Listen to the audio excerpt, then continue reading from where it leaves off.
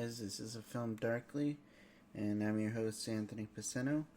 And today I just wanted to talk a little bit about Sonic the Hedgehog. So I went ahead and checked out this movie today. There was a lot of buzz going on about it because a lot of people were liking it more than they expected to. It made $68 million this weekend, which was, pretty impressive considering, this was a movie where when the trailer first hit, pretty much everyone thought it was going to be crap. I mean, I thought it was going to be crap. And a lot of it had to do with Sonic himself. Just a lot of people just did not care for the look of Sonic, what it seemed like they were going to do with the character, and all of a sudden, like, the studio jumps in it, and the director, and he basically says, "We heard you guys, and we're gonna go ahead and redo this." So they went ahead and they redid Sonic, which is completely unprecedented. It's not something you generally see in Hollywood, where they actually listen to their audience and decide, you know what, let's go ahead and let's think about what they're asking here and let's do something about it.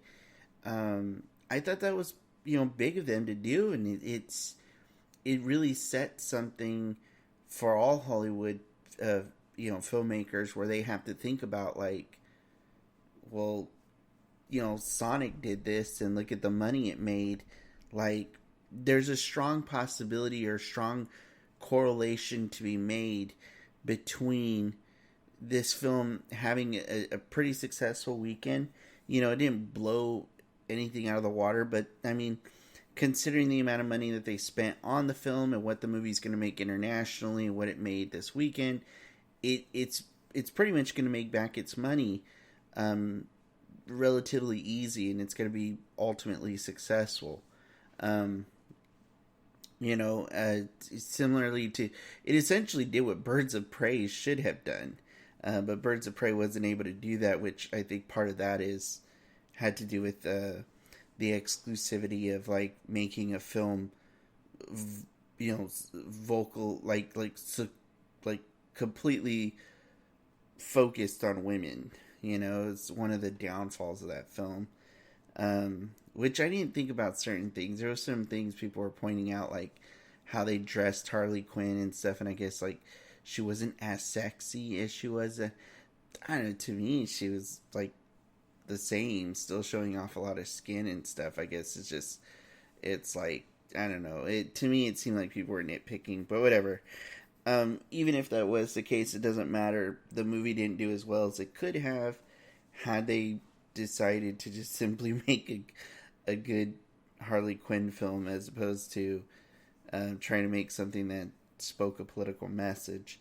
Sonic, on the other hand, didn't do that. Sonic listened to its audience and said, let's redo Sonic and let's make Sonic Sonic. And I think that's what the strength of this film really is. It's directed by Jeff Fowler, written by Patrick Casey, Josh Miller, Yuji Naka.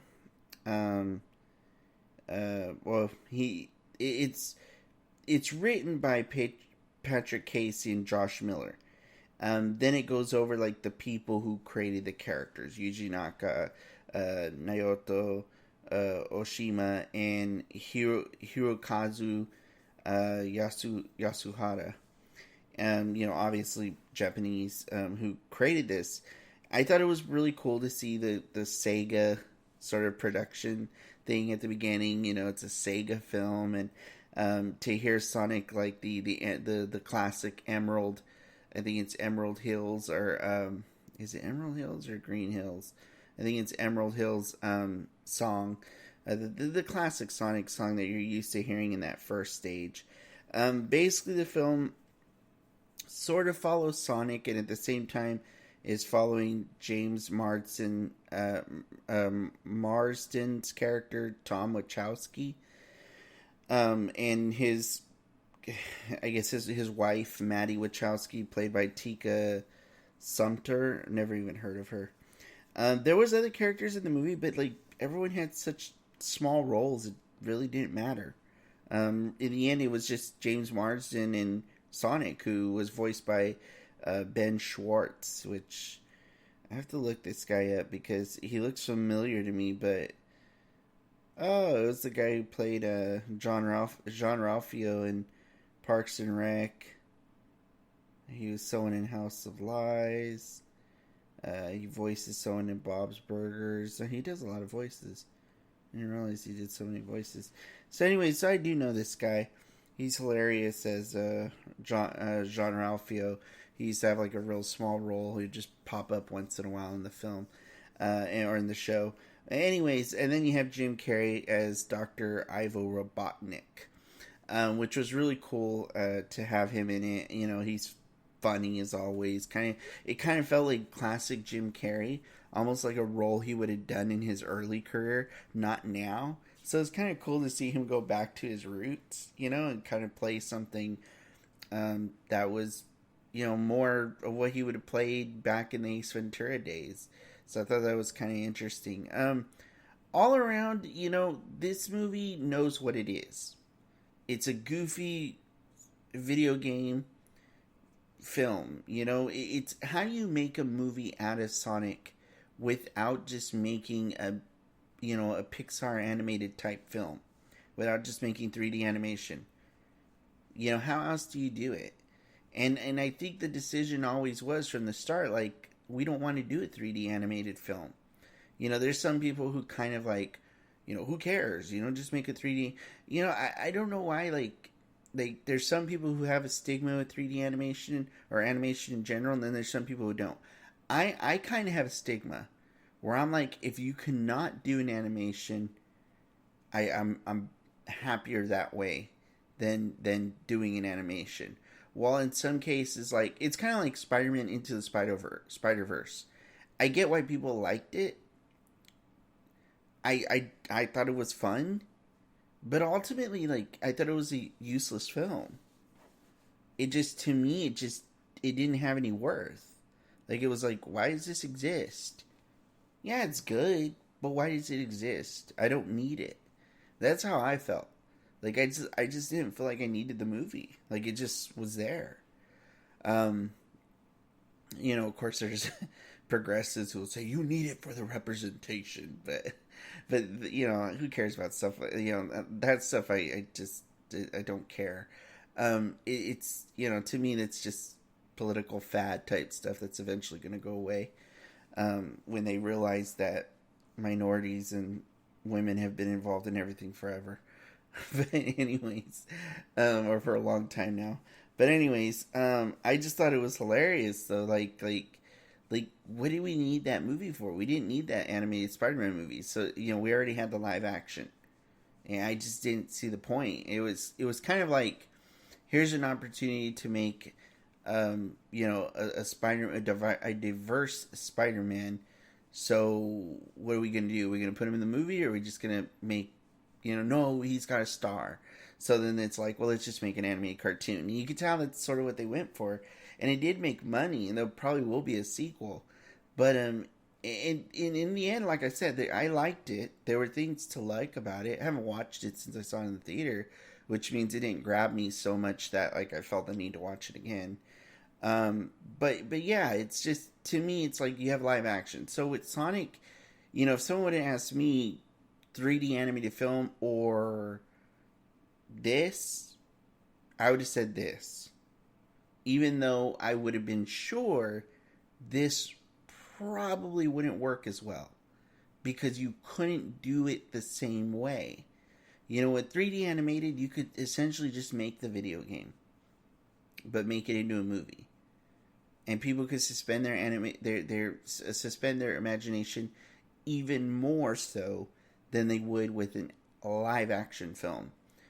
But with a live action film, you have the idea of it being live action. There's just something about that makes it worthwhile.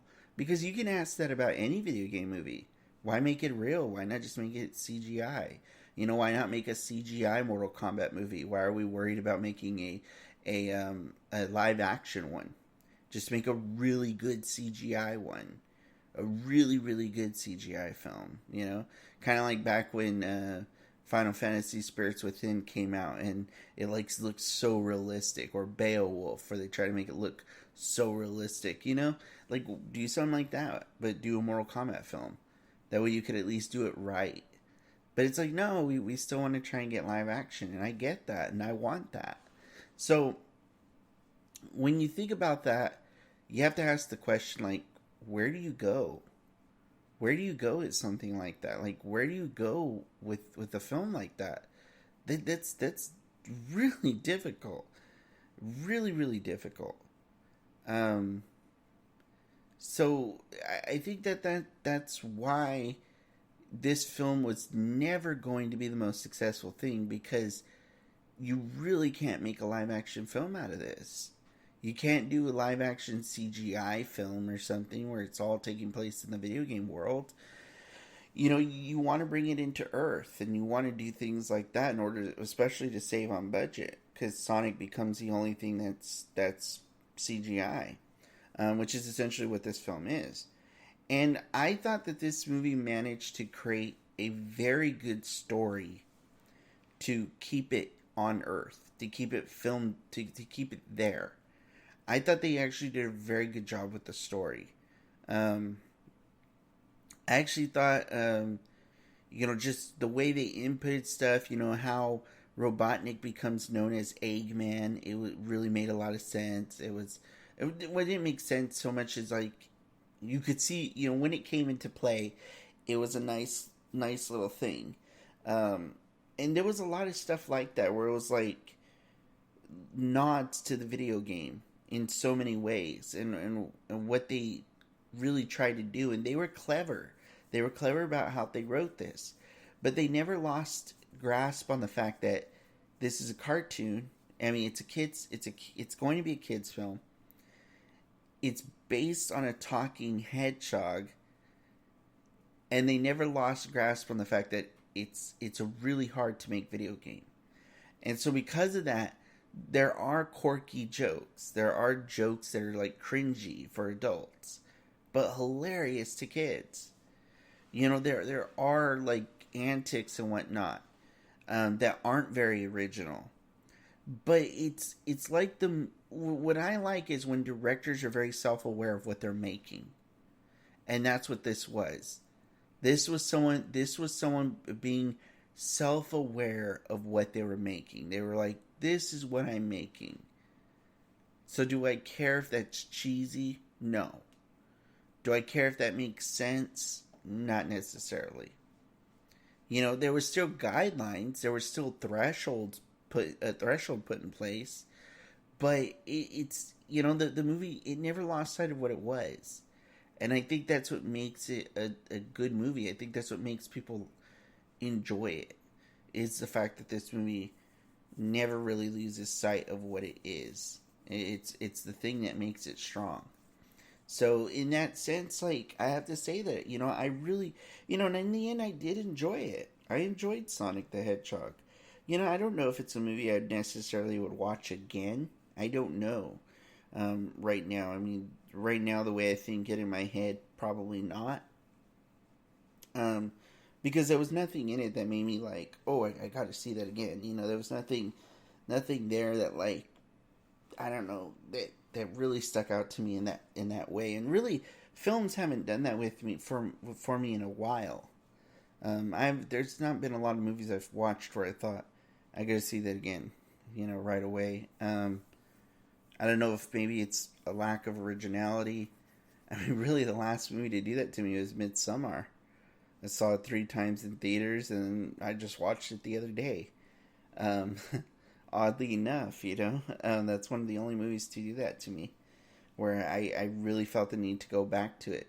And there is a sense of, where I do watch that movie, and I think to myself, like, why do I want to keep watching this? Like, it's disturbing. But I don't know. I just keep going back to it.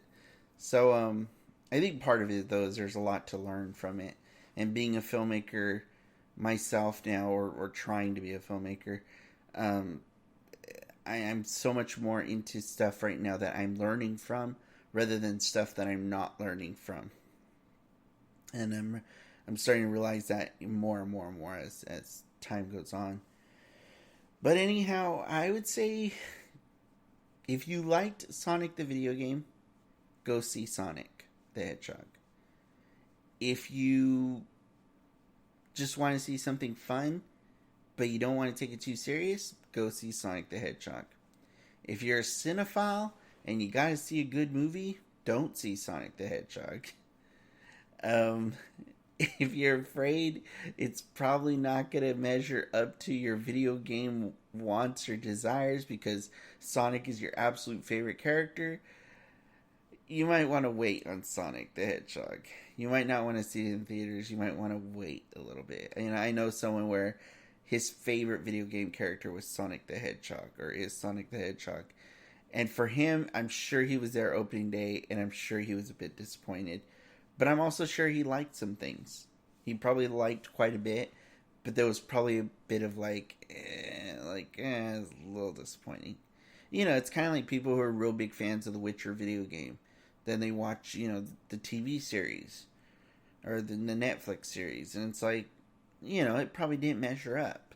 I mean, I know it didn't. I started playing the video game, and there's things in it that I wish was in the movie, or in the show. I mean, but it is what it is, and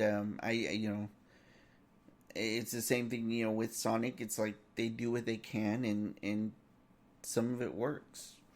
And I think that's great. And Sonic does very much set up for a sequel, by the way. And I hoping they do make this sequel because I would go see it just to see what they're going to do next. And there is a mid-credit scene, so if you want to stay and watch that. So anyways, I guess that's going to be the end of this review. The very fact that these filmmakers, this production succeeded in what they wanted to do, I'm going to give Sonic the Hedgehog a 7 out of 10. Because they succeeded in what they wanted to do. If I was rating it on a very cinematic level where I was really looking at it as a film, it would be more like a 6 out of 10. So it only drops a point. But it's still a 6 out of 10. Because, it's not the strongest film in the world. It's not the strongest story. In fact, it's a very simple story. I didn't mention this, but some of the CGI, it's a little shaky. It's good at times. But pretty much when Sonic has to outrightly interact with human beings where they have to, touch him, it gets very bad. It's not very good. It gets very shaky. But I think the story was just really, really simple. I thought the action was good. The action's fun. I thought Sonic, the character, is... While they try and make him kind of annoying, at the same time, he's funny enough. And there was moments I laughed. Those moments, I thought was really funny. But the character himself he's meant to be somewhat annoying and somewhat pesky, while at the same time lovable. And you do kind of get that out of him. So that's one thing I did appreciate was, the level that they put into the character. James Marsden does a fine job. Nothing special, but good. And, I already talked about Jim. Everyone else, like I said, just sort of backdrop characters. Nothing too special.